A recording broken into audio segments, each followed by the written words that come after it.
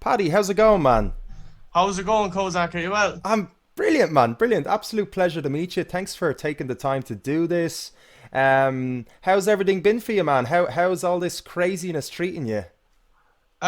Good. In a way, I kind of always wanted this. I always wanted just an excuse to do nothing except focus on music, and I thought I'd never see the day. So I'm actually kind of happy that this is happening. I mean, obviously it's heartbreaking, and my girlfriend's overseas, so that's Hmm. obviously not good. But from a selfish musician point of view, it's like a dream come true.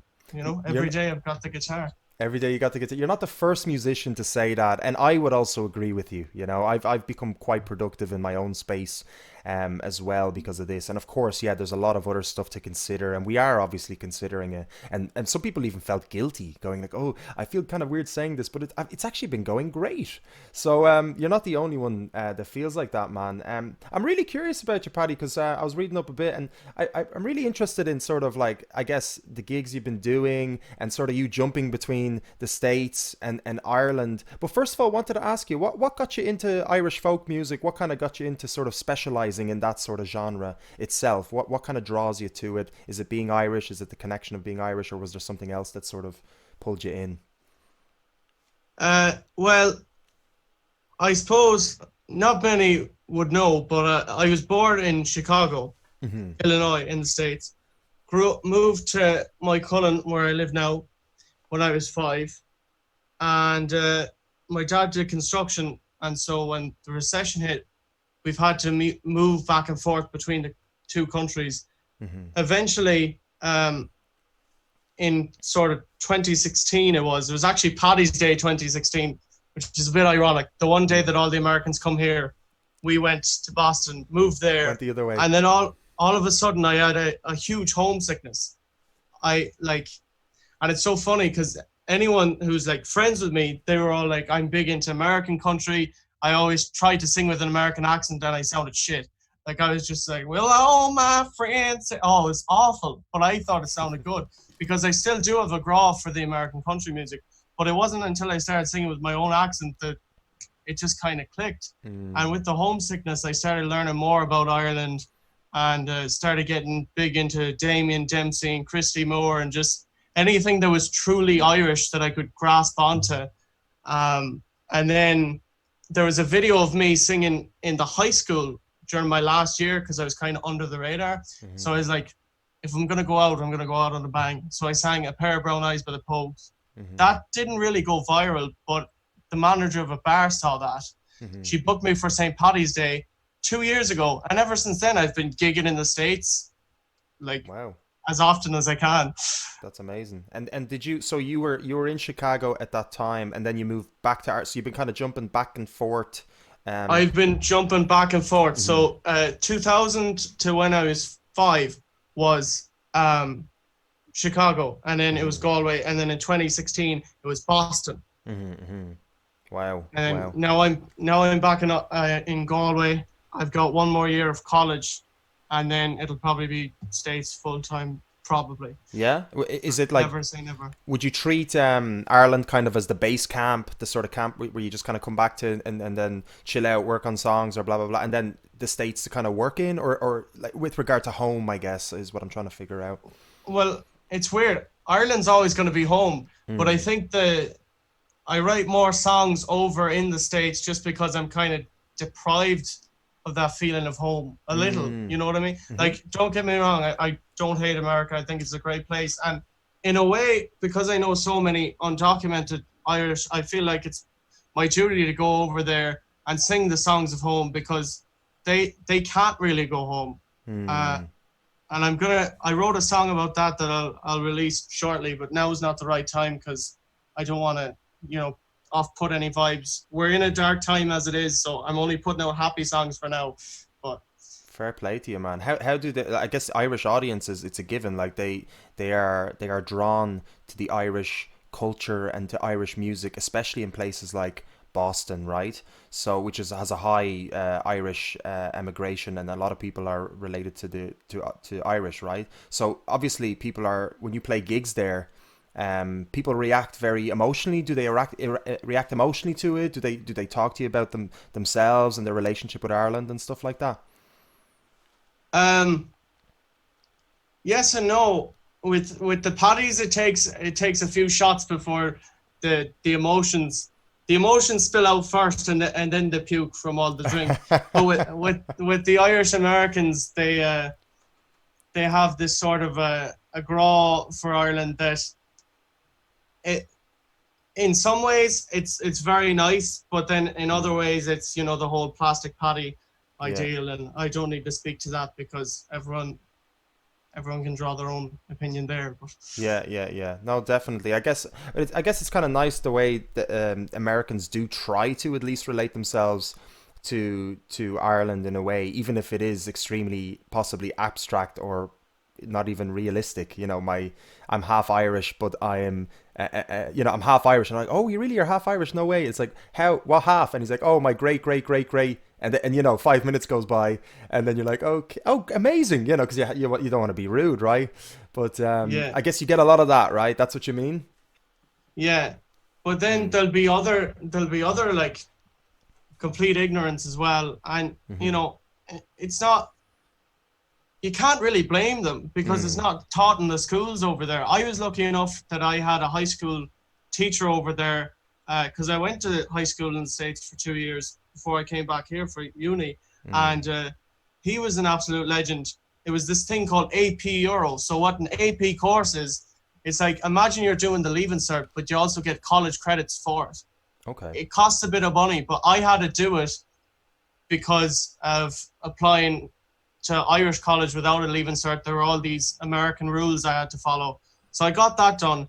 But in the AP Euro class, I was allowed to teach whatever I wanted about Ireland if we had any projects. And I would just tell the class things that they never knew. Like there's a soap over there called Irish Spring that doesn't exist, Lucky Charms. I mean, Oh yeah. just all this random stuff. And then I'd be telling them about the history because Mm. not a lot of people know about Irish history, about the Republican movements, about the partition in the North. They just Yeah. think it's this leprechaun land and there's pots of gold everywhere. You know what I mean? That's mental. Yeah, okay. So yeah, because they get that from like the basic television, right? What you'd kind of call it, and perceptions are then built. It's funny because I joined a podcast group on Facebook, and there was Americans posting in it, and they're like, what should I? I'd love to have somebody on my show. Like they just posted it on their wall. Like, tell me a topic to see if it interests. And I'm like, well, and they're all Americans, talking about American-y things. Nothing against Americans, guys, by the way. Like Americans Yeah, are no. wonderful people. They're absolutely Look wonderful, at and the look at my countries. guitar strap. Yeah, there you go. So we're just Yeah. speaking anecdotally in for the majority of the case, but and I felt compelled to write. I was like, well, because I want to take an opportunity to kind of talk to people abroad as well because I love the mix and match of culture and learning about different cultures and people's perceptions and perspectives. But I wrote. I felt compelled to write. I'm an Irish guy doing a podcast with Irish musicians, comedians, influencers. I want to go beyond and go culture. But I'd love to talk about Ireland to you guys. Tell us, talk to you about some of the stuff that let you tell you if leprechauns are real, what it's like to be in Ireland. Are we always drunk? And I wanted to highlight some misconceptions and stuff, and nobody cared. Nobody cared. Nobody was interested, and I was like, oh, okay, damn. I thought they might have wanted to know this stuff, but that's the way it Yeah. is.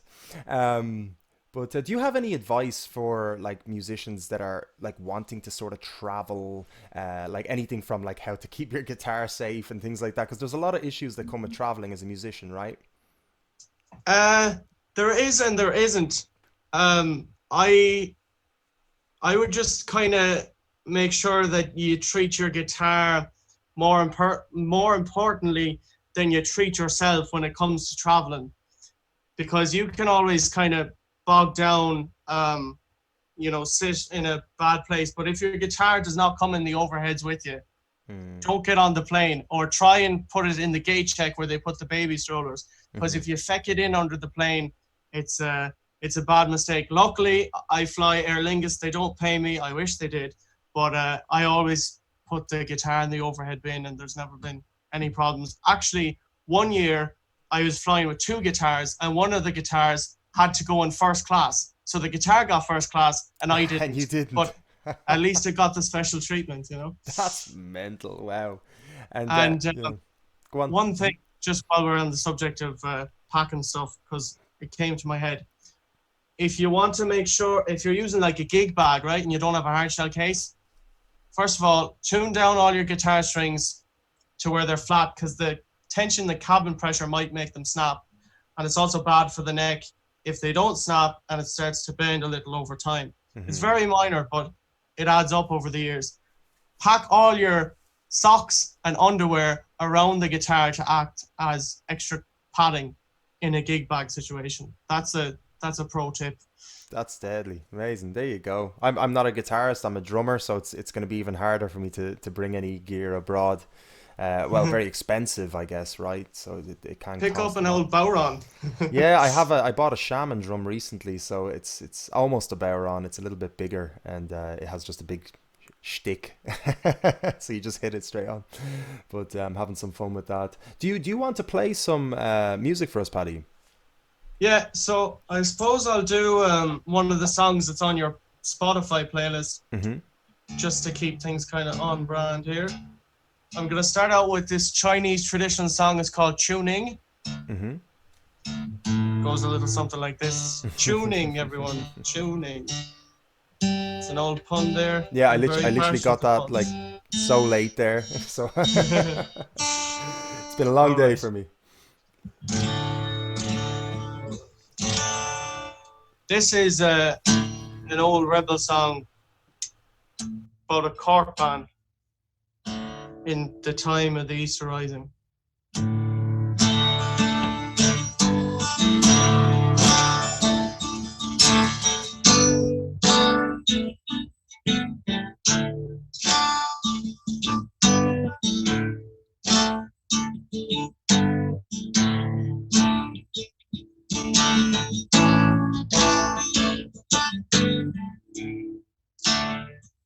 The night was dark and the fight was over.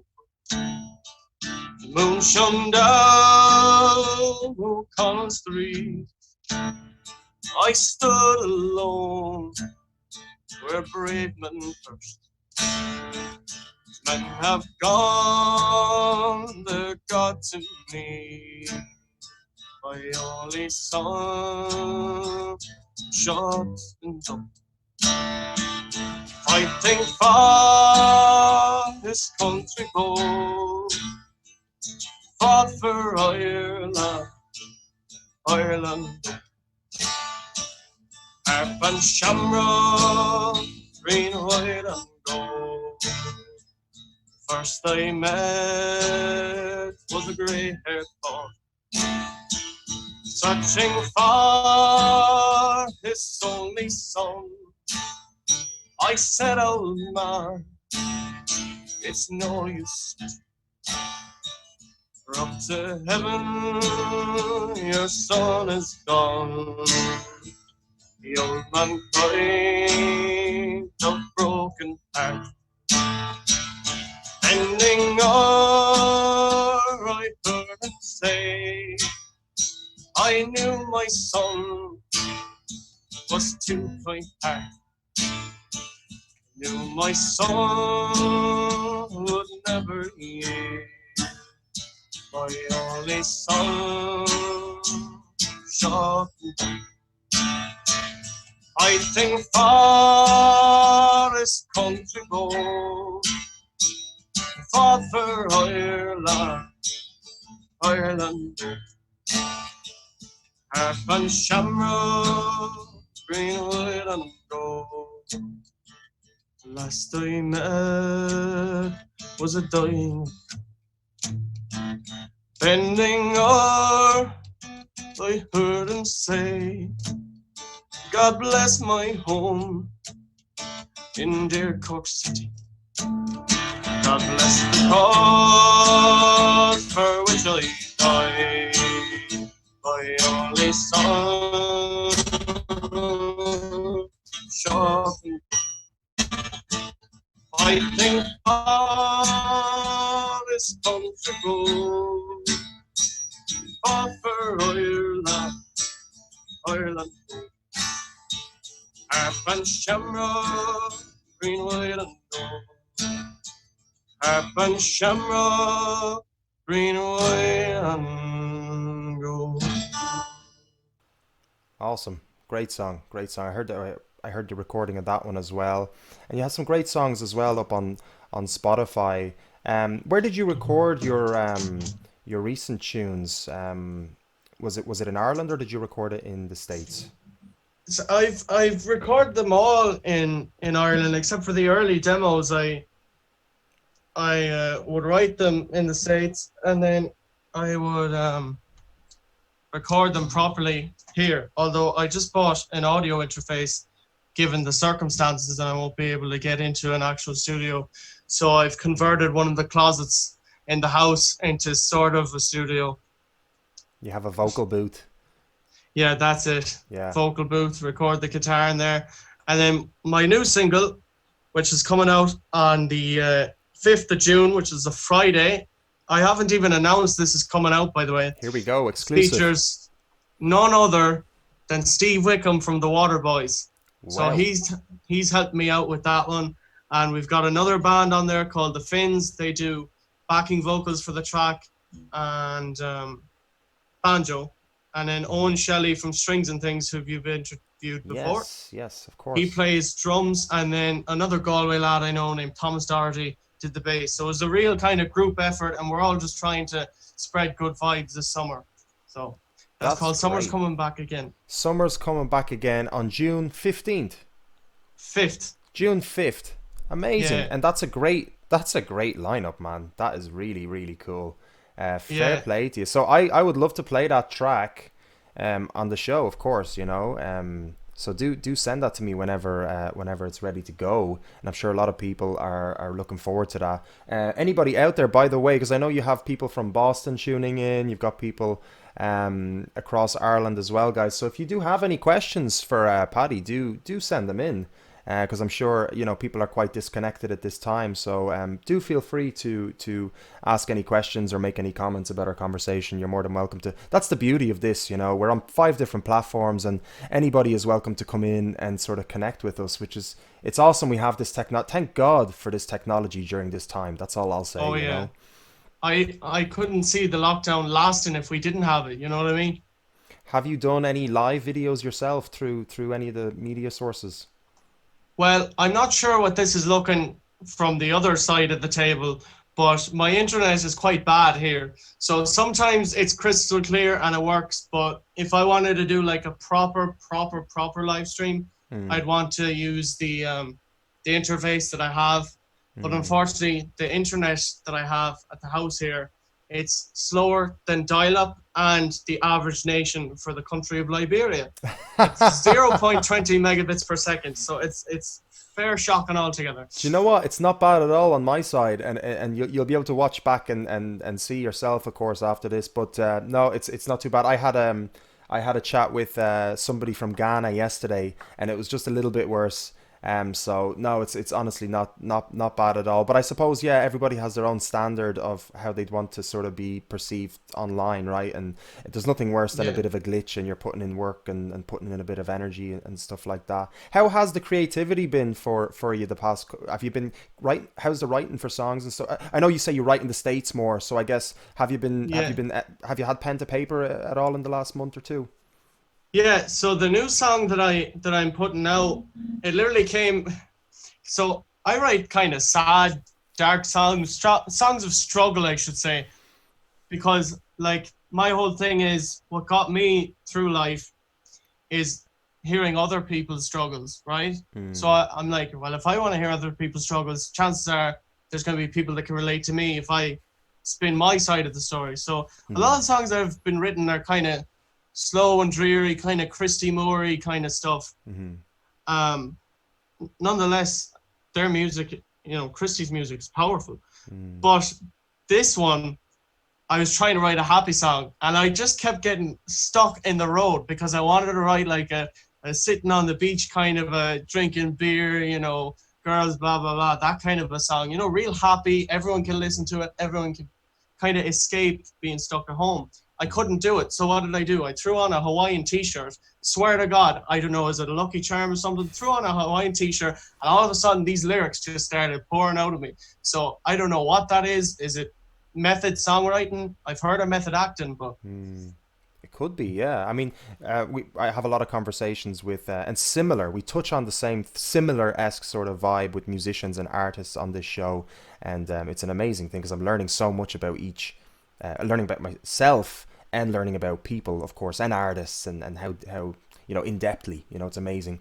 But we do touch on similar things now and then, and this would be one of them, whereby it's about when one creates, it's an expression of themselves, right? So it's very difficult to write something that somebody can't necessarily relate to. So this time, the quarantine and everything, and there's a lot of the whole world as a one is kind of feeling a lot of tension, no matter what, even if one isn't focused on it, it's still there somewhere, right? That we know that there's suffering somewhere and stuff. So it might be quite difficult for the subconscious when one is writing music, right, to be optimistic or positive, even though it would make sense. And a lot of artists have said, have been questioned, like, why are you writing sad songs? It's like, well, I'll start writing happy songs when the world becomes happier. yeah. And that might be it, Yeah, but I think from an entertainment point of view, you kind of have to bite the bullet and give people the happy songs, because if they want to get sad, I mean, just turn on fucking the news. You know what I mean? Yeah. There's definitely a time and a place for sad songs, but I think, now that there's no gigs, there's practically no social life, I think people want to hear songs that remind them of the pre-pandemic world, because it's crazy. I mean, out in February I was celebrating my birthday out to the wee hours of the morning, and then a few weeks later the whole world shuts down. It's crazy. Yeah. I was actually flying to Boston for my St. Paddy's Day shows when Leo was cancelling everything, so I got Wi-Fi on the plane. And minute by minute, I saw event after event after event get cancelled. So by the time I boarded the plane to by the time I landed in Boston, the whole world had just basically said, yeah, we're shutting down temporarily. And of course, that's been prolonged significantly. And now I'm seeing more and more tours for 2020 are just getting scrapped, and everything's moving to 2021. So you were on your way over to the States. Did I understand that correctly? While everything was being shut down? Yeah. And I... Tell us a little bit, did you just book a flight? How long did you stay in the States then at that stage after you flew in? So I landed on the Thursday. I went ahead with my Friday, Saturday, Sunday gigs, and then on Monday, which I believe was Paddy's Day. I think Paddy's Day was the Monday. I flew home then, and I've been home in Galway since. So there was no Paddy's Day in the States either, was there? Well, not in Massachusetts. They shut down all the bars effective on Paddy's Day as well.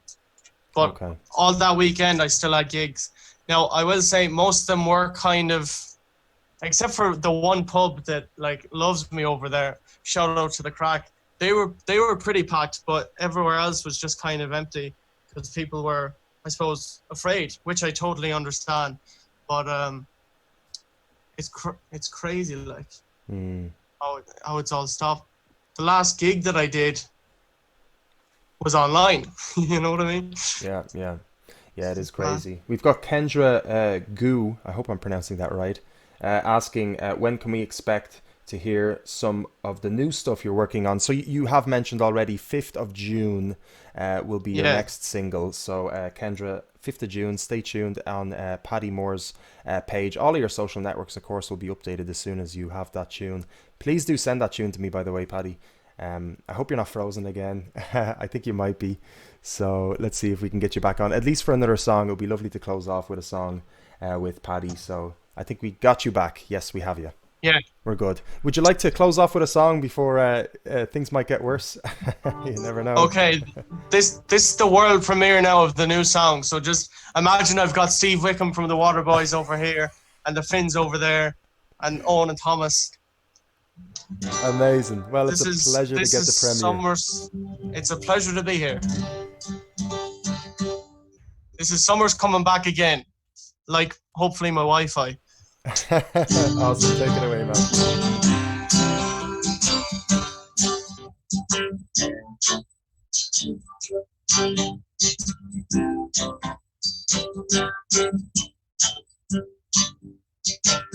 Sitting on the big white sand, watching the waves rolling in. Outside they're pressed against my lips. Summer's coming back again.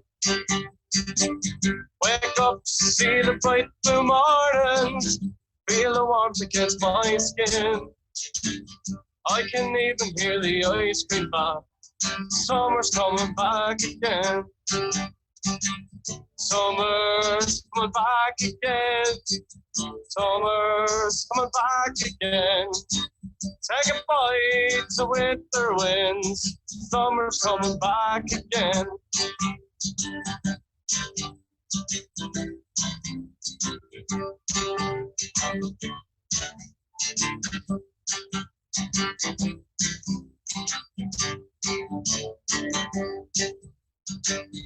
See the girls in their bikinis, getting tan from head to feet.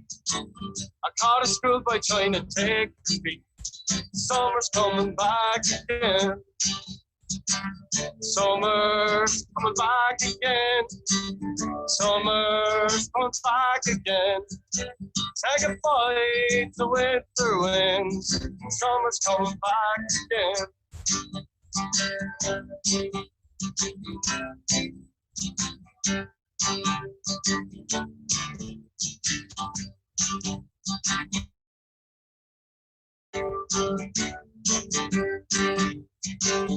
All the dads out on their lawns, mama truck barbecue on. People everywhere singing this song. Summer's coming back again. Summer's coming back again. Summer's coming back again. Take a bite to winter.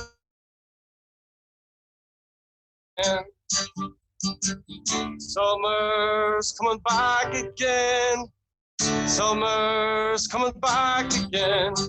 Take a bite to winter winds. Summer's coming back again. Woohoo! Paddy Mór with Summer's Coming Back Again. The debut. We're getting it for the first time here on deMars Radio, which will be released on the 5th of June, which I'm really looking forward to hearing it with the full band and the full whack. That's going to sound so much, it's going to be so much fun to hear that now in a different scope. Paddy, it's been an absolute pleasure chatting to you. I wish I could chat to you a little bit more and pick your brain about this, but I guess we'll stay in touch now that we've sort of bonded over this live thing, which is lovely the way you can do that, isn't it? Just kind of make a mate over over online through a conversation. Is there anything you'd like to sort of close off with and tell some of the people maybe back in Boston or across Ireland, anything you'd like to mention? You can replug your songs or anything like that. It's up to yourself. So yeah, just I'm on Spotify, Instagram, everything. Mm-hmm. I'm literally Paddy Mór, MOR. You can find me anywhere. I'm on any form of social media except Tinder. Would you believe it? You're better off, man. You're better off. Are you on Twitch?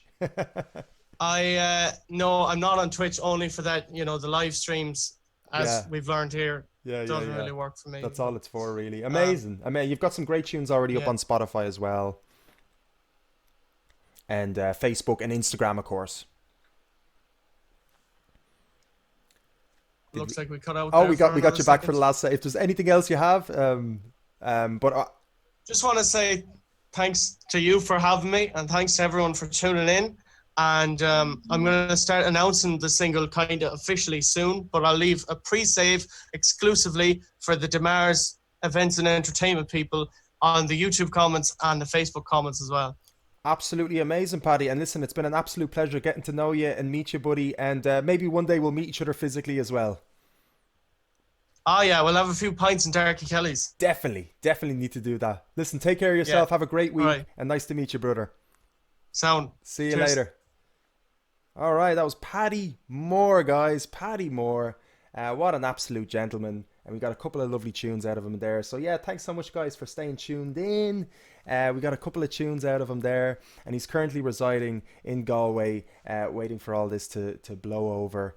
So yeah, absolutely awesome. So I hope he gets back. I hope everybody gets back to the gigging world sooner than later. I can see that, it's a beautiful thing how we're able to communicate with musicians here and listen to a bit of music through our screens. But as you guys know, there's no comparison than being there in physical form.